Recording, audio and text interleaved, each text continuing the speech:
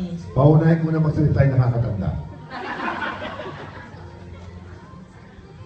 Maganda naman, parang meron silang pagmamahalan sa isa't isa na hindi natuloy. Kaya yun ang na-observe ko kanina. Observation lang naman. Observation ko lang yun. Siguro meron silang pagmamahal sa isa't isa nung araw, kaya lang wala nga, hindi natatawag.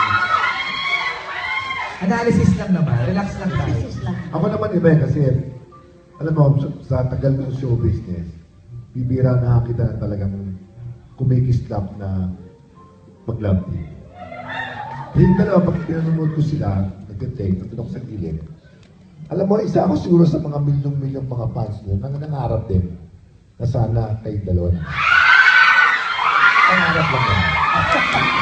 Pangarap. Kasi ang gaang, ang saya, nakakatuwa, nagbibigay ng inspirasyon. Yeah. Hindi lang yung mga salita nila, pati acting nila, pati yung pagsasama nila, nasusunog ako sa tuwa.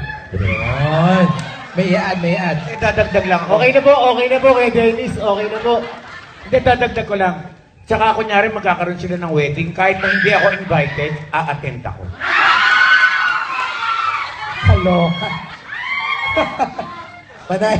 Actually, very impressive.